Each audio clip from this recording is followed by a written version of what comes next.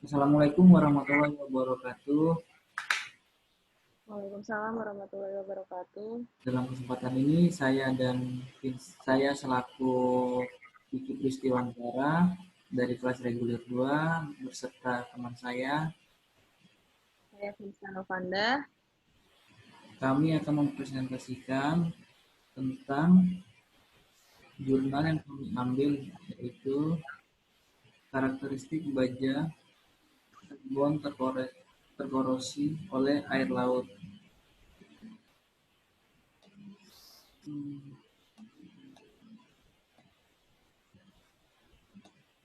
Saya akan mempresentasikan hasil yang telah kami lakukan. Oke, kelihatan nggak sih? Ya. Oke.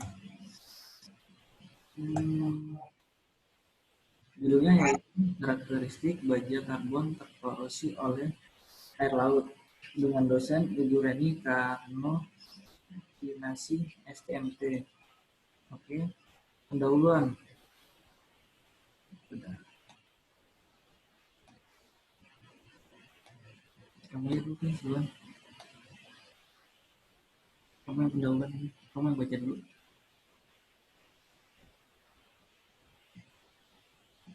Oke, saya akan menjelaskan mengenai pendahuluan kenapa kita memilih judul ini. Karena pertama itu judul ini itu sangat menarik ya Bu, karena pertama itu kan memang evaporasi air laut itu kan memang lagi apa namanya lagi in banget untuk ditelusuri gitu kan, karena ya seperti yang kita tahu itu permukaan air laut itu kan memang terkadang uh, pasang surutnya itu kan cepat ya Bu ya gitu, dan tanpa diprediksi untuk gejala alamnya gitu kan. Nah di sini karena dari dasar itu kita coba apa namanya coba mengambil judul berasal dari air laut. Nah di sini itu ada permisalan nih Bu. Jadi sebuah kapal fregat bermeriam 32 pucuk yang telah dilapisi bagian lambungnya dengan lempengan-lempengan logam. Tujuannya itu agar menghambat gangguan binatang-binatang kecil dan dapat berkembang biak dan selalu menempel pada badan kapal. Akibatnya akan memperlambat laju kapal tersebut. Ternyata pada lempengan ini langsung dipakukan ke dinding kapal tersebut. Dan setelah diteliti bahwa sebagian kapal maksud saya bahwa sebagian paku yang terbungkus dengan kertas tersebut terisolasi dari tembaga, dan sedangkan yang terlepas dari kontak langsung antara paku dan tembaga sehingga terjadi korosi akibat kontak antara dua logam atau yang tidak sejenis, yang disebut biasanya kita sebut korosi galvanik menurut teori K.R.T. Trewey, G. Chamberlain, 1991. Dan berdasarkan studi literatur tersebut, telah dilakukan bahwa jika korosi dibiarkan, itu akan menimbulkan kerugian yang cukup besar dan harus ditanggulangi untuk mengatasi kerugian tersebut. Nah, korosi ini merupakan efek dari proses-proses elektrokimia yang terjadi secara alamiah pada material logam. Faktor-faktor yang mempengaruhi laju korosi itu misalnya ada komposisi suatu material logamnya, terus yang kedua efek dari lingkungan, terus yang ketiga temperatur udara di sekitar, dan yang keempat dan atau yang terakhir itu kondisi permukaan suatu logam. Next, untuk tinjauan pustaka kita itu pertama ada baja karbon, ada diagram besi karbon, klasifikasi baja karbon, klasifikasi karbon rendah, dan yang terakhir, maksud kami yang keempat itu ada baja karbon menengah atau sedang, dan yang terakhir itu ada korosi. Oke, tinjauan maksud kami metode penelitian selanjutnya. Berdasarkan kami itu mengambil metodologi penelitiannya itu dari jurnal ini berdasarkan tempat dan waktu. Terus yang kedua, bahan dan peralatan. Yang ketiga, media korosi. Yang keempat itu kertas pasir. Dan yang kelima, gelas beker. Yang keenam itu ada mikroskop. Mungkin untuk yang lebih jelasnya, saya akan mendeskripsikan mengenai tempat dan waktu terlebih dahulu. Nah, penelitian ini dilakukan khususnya di Laboratorium Material PTKI pada bulan November 2017. Dan selama 1 bulan tersebut, mereka memulainya dengan pembuatan spesimen, memulai sampai halus, dan sekaligus melakukan pengkorosian dengan air laut, sampai dengan pengambilan data. Dan data tersebut setelah diambil diolah dengan menggunakan Microsoft Excel, sehingga terbentuk titik-titik dan dihubungkan dengan suatu garis yang disebut dengan garis kurva. Yang kedua yaitu bahan dan peralatan. Nah, bahan dan peralatan ini telah saya sampaikan yaitu ada 5 macam yang digunakan. Yang pertama itu ada bahan spesimen. Bahan spesimen itu contohnya adalah baja karbon rendah, baja karbon menengah, dan baja karbon tinggi. Dengan komposisi masing-masing yaitu 0,25%, 0,44%, dan 0,90%. Yang kedua ada media korosi. Nah, media korosi ini diambil dari air laut, dari lautan pantai Cermin. Terus yang ketiga ada kertas pasir dengan ukuran butir sekitar 500, 600, 700, 1000, dan 1200. Dan kertas pasir ini gunanya untuk membersihkan material logam dari kotoran-kotoran bawaan sehingga dapat terjamin kebersihannya pada saat melakukan proses korosi. Yang keempat ada gelas beker. Gelas ini terdiri dari kaca dan digunakan sebagai tempat baja untuk dikorosikan dengan air laut, di mana gelas ini diisi bersama-sama dengan baja dan dikorosikan dengan air laut selama kurang lebih ya sekitar 1 bulan. Yang terakhir yaitu ada mikroskop.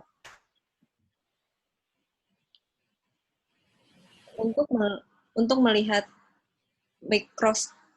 mikrostruktural ini digunakan alat pembesar yang disebut dengan mikroskop.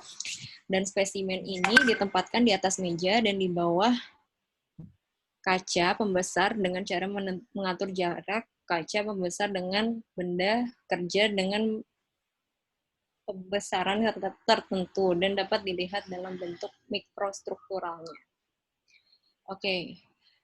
Selanjutnya yaitu ada proses scanning electron microscope atau SEM.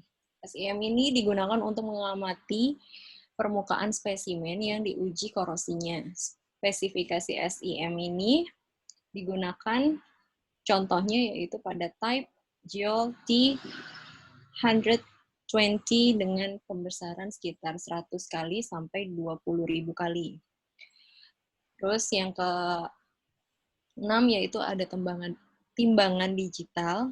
Timbangan digital ini gunanya untuk menimbang spesimen yang sebelum dan sesudah dikorosikan, sehingga terlihat jelas perbedaan beratnya dan secara langsung dapat kita lihat melalui angka penunjukan pada layar digitalnya. Yang selanjutnya yaitu perancangan penelitian.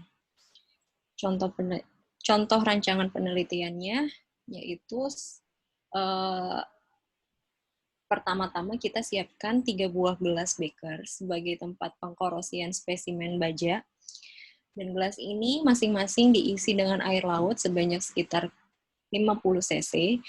Dan kita siapkan pula 3 buah spesimen yang masing-masing terdiri dari baja karbon rendah atau BKR dengan komposisi karbon sekitar 0,25%, baja karbon sedang atau BKS dengan komposisi karbon sekitar 0,44%, dan baja karbon tinggi atau BKT dengan komposisi karbonnya itu ya sebesar 0,90% yang telah dibersihkan dari kotoran-kotoran bawaan spesimen tersebut. Dan kemudian dari masing-masing spesimen yang telah dibersihkan tersebut dimasukkan ke dalam sebuah gelas beaker yang berisi dengan elektrolit air laut tersebut dan dibiarkan selama kurang lebih 15 hari. Oke. Next. Hasil dari pengujian tersebut. Setelah dilakukan pengujian korosi terhadap baja karbon tersebut kurang lebih sekitar 1 bulan, maka akan diperoleh hasilnya dalam bentuk kurva pada gambar 9. Dan dari gambar tersebut dapat dibaca dan dihubungkan antara jenis logam dengan kecepatan korosinya pada lingkungan air laut. Baja karbon ditempatkan pada garis horizontal dan baja karbon sedang serta baja karbon tinggi dengan laju korosi ini digambarkan menjadi titik-titik, dan titik-titik tersebut dihubungkan satu dengan yang lainnya dalam satu garis yang disebut dengan garis kurva titik pengujian korosi yang tidak sama tingginya. Hal ini tentunya tergantung pada tingkatan laju korosi dan jenis baja yang dikorosikan. Oke, dari data tersebut diperoleh bahwa BKR atau baja korosi ringan atau baja karbon rendah itu mempunyai kecepatan korosi sekitar 0,753 mm per tahun. Sedangkan BKS atau baja karbon sedang mempunyai kecepatan kurang lebih 0,41 mm per tahun. Sedangkan yang terakhir, baja karbon tinggi atau BKT, yaitu mempunyai kecepatan korosi sekitar 0,42 mm per tahun. Dan dari kelengkungan kurva laju korosi per tahun tersebut, disimpulkan bahwa BKR atau baja karbon rendah dengan BKS, baja karbon sedang, terjadi penurunan laju korosi sekitar 14,9%. Sedangkan antara baja karbon sedang atau BKS dengan baja karbon tinggi atau BKT terjadi penurunan laju korosi sekitar 34,4%. Dan untuk baja karbon rendah atau BKR dan baja karbon tinggi atau BKT terjadi penurunan laju korosi sekitar 44,2%. Dan dari semua data tersebut, kita bisa simpulkan bahwa laju korosi tertinggi terjadi pada baja karbon rendah, yaitu 44,2%. Sedangkan baja karbon sedang diperoleh dengan 14,9%. Dengan demikian disimpulkan bahwa laju korosi tertinggi terjadi pada baja karbon rendah atau BKR. Oke, selanjutnya saya, di mana dari hasil pembahasan ini untuk selanjutnya dari gambar slide di atas menyatakan bahwa permukaan yang terkorosi pada baja karbon rendah dengan air laut memberikan luas permukaan besi Fe atau ferrit disebut dengan putih, di mana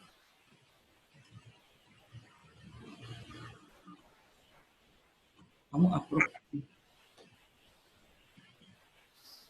yang lebih luas dari karbon atau perlit atau hitam, di mana hasil dari terkorosinya dari besi tersebut atau ferrit, sedangkan dari hasil karbonnya itu tidak terkorosi. Selanjutnya dari gambar hasil dari penelitian ini dilihat bahwa permukaan baja karbon menengah atau BKM terkorosi semakin sedikit, di mana hal ini menyebabkan bahwa besi Fe atau ferrit atau putih semakin sedikit dibanding dengan karbon atau perlit atau yang sering disebut hitam. Selanjutnya hasil dari gambar selanjutnya yaitu gambar ke-11, di mana di bawah ini menjelaskan bahwa besi Fe atau yang menjadi ferrit atau putih yang lebih sedikit dibandingkan dengan karbon yang menjadi bekal ferrit tersebut, bisa disebut dengan hitam, di mana laju korosinya pun semakin kecil. Dengan demikian, semakin bertambahnya unsur karbon suatu baja akan semakin sulit terkorosi, di mana akibatnya nanti terjadi unsur karbon tidak terkorosi. Hanya saja bila atom Fe terkorosi, maka atom karbonnya pun semakin lama akan terlepas dari ikatannya. Oke, untuk pembahasan dari semua tadi, saya merangkumnya menjadi 3 paragraf, di mana semakin tingginya karbon suatu baja menunjukkan bahwa kekuatan terhadap korosi makin baik. Dengan kata lain, bahwa semakin sedikit kandungan karbon suatu baja, maka semakin banyak kandungan besinya atau Fe, di mana pada baja biasanya yang sering diserang karat adalah besi atau Fe, sampai ke butir-butir besi Fe yang terkikis sedikit demi sedikit, yang pada akhirnya unsur-unsur tersebut akan ikut lepas dari ikatan antar atom-atom tersebut, sehingga menimbulkan rongga-rongga besar yang merata sepanjang permukaan. Bisa juga baja tersebut habis terkena media korosi atau elektrolit tersebut.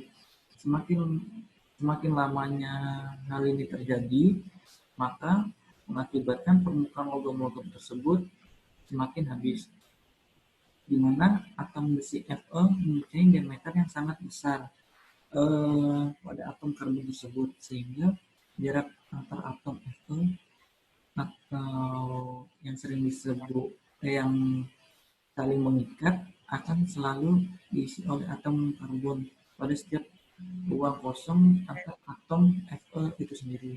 Dengan kata lain, bahwa atom besi Fe tersebut selalu dikelilingi oleh atom karbon, sehingga semakin banyak atom karbon yang mengikat besi Fe, maka semakin sulit terkorosi oleh uap air laut tersebut.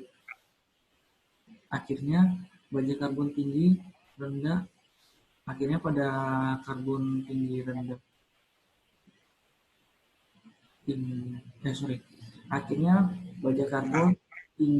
rendah tingkat laju korosinya.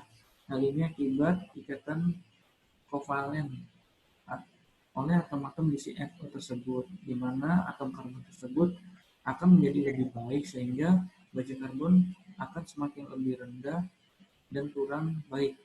Akibatnya sangat rentan terhadap korosi, karena atom karbon tersebut mengikat antara atom besi Fe dan lebih sedikit, sehingga mudah diterobos oleh media korosi. Akibatnya atom besi Fe terlepas dari ikatannya, sehingga lebih banyak terkorosi.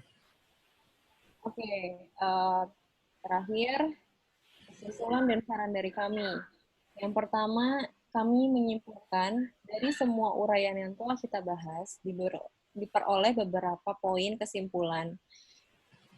Akibat yang pertama yaitu akibat pengaruh baja yang ditempatkan di pinggir dermaga dengan adanya uap air laut yang selalu menghembus dari lautan menuju daratan, yang jelas mengandung larutan garam atau NaCl, dan membuat baja bahwa yang pertama, terjadi penurunan kualitas baja.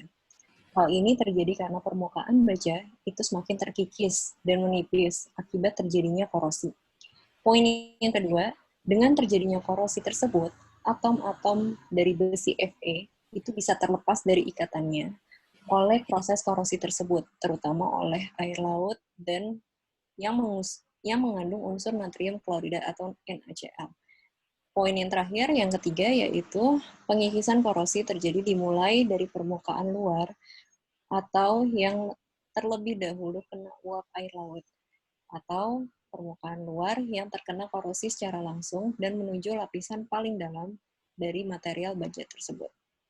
Saran dari kami yaitu yang pertama, untuk daerah-daerah yang rawan korosi, biasanya seharusnya ya, menggunakan baja karbon tinggi. Karena semakin tinggi kadar karbon suatu baja, semakin kurang baik juga karena pengaruh rapuh dan getas. Yang kedua, yaitu pergunakanlah baja yang tahan karat, misalnya stainless steel, tapi harganya ya lumayan mahal. Yang ketiga, yaitu lapisilah permukaan baja agar terhindar dari korosi, misalnya dengan dicat atau dilapisi dengan vernis. Dan poin yang keempat, yaitu gunakanlah material-material yang tahan terhadap korosi. Misalnya, yaitu material dari stainless steel, baja dikrom, dan bahan komposit. Oke, mungkin sekian dari presentasi dari kelompok kami. Kurang lebihnya kami mohon maaf. Wabillahi taufiq wal hidayah. Wassalamualaikum warahmatullahi wabarakatuh.